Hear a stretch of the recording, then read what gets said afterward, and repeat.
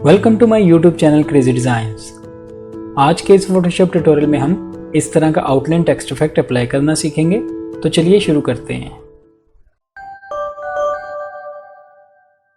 सबसे पहले आप अपने कीबोर्ड से Ctrl J प्रेस कीजिए और इसी लेयर की एक और कॉपी बना लीजिए। अब हम इस ऑब्जेक्ट की सिलेक्शन बनाएंगे।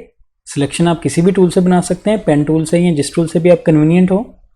मैं यहाँ से इसकी सिलेक्शन बनाने के लिए जाऊँगा सिलेक्ट में और यूज़ करेंगे सब्जेक्ट।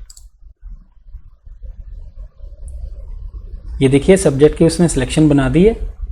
मैं यहाँ से क्विक सिलेक्शन टूल सेलेक्ट करता हूँ और ऑल्ट प्रेस करते हुए यहाँ से सब्ट्रैक्ट करेंगे। ये देखिए सिलेक्शन परफेक्टली हो चुकी है। अब हम यहाँ से एक लेयर मास्क ऐड कर देंगे। लेयर मास्क ऐड करने के बाद नेक्स्ट स्टेप में हम यहाँ पे टाइप टूल सेलेक्ट करेंगे। आप अपने कीबोर्ड से टी प्रेस कीजिए या आप यहाँ टूल बार से भी सिलेक्ट कर सकते हैं। टाइप टूल सेलेक्ट करने के बाद यहाँ से आप इसका फ़ॉन्ट चेंज कर लीजिए, जो भी आप फ़ॉन्ट रखना चाहते हैं। मैं यहाँ पे क्लिक करता हूँ और यहाँ से मैं एरियल ब्लैक सेलेक्ट करूँगा।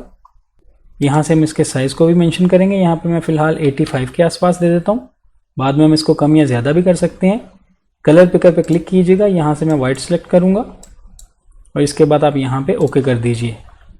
अब हम कहीं भी क्लिक करेंगे और जो भी आप टाइप करना चाहते हैं कर लीजिएगा।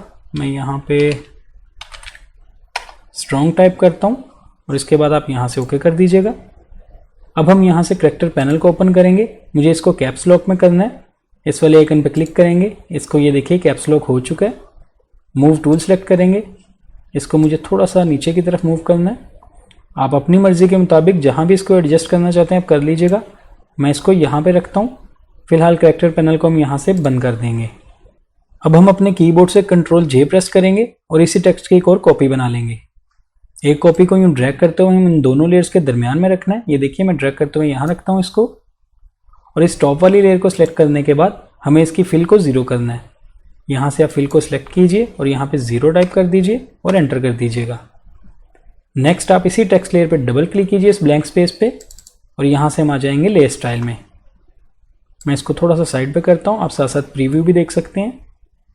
यहाँ आने के बाद हमें सिलेक्ट करना है स्ट्रोक को। ये देखिए इसको मैं सिलेक्ट करता हूँ। यहाँ पे इसकी कुछ वैल्यूज़ हैं।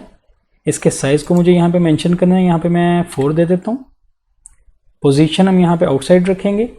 ब्लेंडिंग मोड नॉर्मल रखिएगा। इसकी ओपेसिटी आप 100% रखेंगे। कलर पिकर पे क्लिक करेंगे और यहाँ से हम वाइट सेलेक्ट करेंगे और इसके बाद आप यहाँ से ओके कर दीजिए। आप अपने स्ट्रोक के साइज़ को कम या ज़्यादा भी रख सकते हैं। ये वैल्यूज़ देने के बाद हम यहाँ से भी ओके कर देंगे। अब आप देख सकते हैं हमारा टेक्स्ट इफेक्ट दिखने लगा है। अगर आप अपने इस टेक्स्ट की पोजीशन को चेंज करना चाहते हैं तो हम इन दोनों लेयर्स को सिलेक्ट करेंगे। दोनों टेक्स्ट लेयर को आप सिलेक्ट कर लीजिएगा। कंट्रोल प्रेस करते हुए ये देखिए मैं इसको भी सिलेक्ट करता हूँ और यहाँ से इस वाली चेन पे क्लिक करते हुए इसको लिंक कर देंगे। ये देखिए यहाँ पे भी चेन्स दिखने लगी हैं। ये दोनों लिंक हो चुके हैं। अब आप मूव टूल पे रहते हुए ये देखिए इसको मूव करेंगे तो ये दोनों एक साथ मूव होंगी।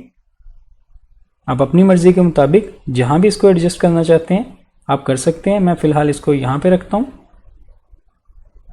इस तरह रखने के बाद अब हम यहाँ पे एक और टेक्स्ट ऐड करेंगे। इसके लिए मैं फिर से टी प्रेस करता हूँ, टाइप टूल सेलेक्ट करेंगे और यहाँ पे क्लिक करने के बाद आप जो भी टाइप करना चाहते हैं कर लीजिए। मैंने एक टेक्स्ट कॉपी किया था, एक मेरे पास स्लोगन है, मैं इसको पेस्ट कर देता हूँ और यहाँ से हम एंटर कर देंगे। यहाँ से इसके साइज़ को मुझे मेंशन करना है। यहाँ पे मैं 20 देता हूँ इसका साइज़। यहाँ से मैं इसका फ़ॉन्ट भी चेंज करूँगा। करैक्टर पैनल को यहाँ से ओपन कर लेते हैं। कैप्स लॉक यहाँ से मैं ऑफ कर देता हूँ और मूव टूल को सिलेक्ट रखते हुए इसको मुझे सेंट्रलाइज करना है। मैं इसको यहाँ पे एडजस्ट करूँगा। करैक्टर पैनल को भी यहाँ से बंद कर देते हैं। इस तरह से एडजस्ट करने के बाद अब आप देख सकते हैं हमारा टेक्स्ट इफेक्ट कंप्लीट हो चुका है। इस तरह का टेक्स्ट इफेक्ट आप अपनी सोशल मीडिया पोस्ट, बैनर्स या फ्लायर्स में यूज़ कर सकते हैं। आई होप आपको आज का ये छोटा सा ट्रिक अच्छा लगा होगा। वीडियो पसंद आई तो लाइक कीजिए, मेरे चैनल को सब्सक्राइब कीजिएगा। मिलते हैं नेक्स्ट वीडियो में एक न्यू ट्यूटोरियल के साथ। Thank you.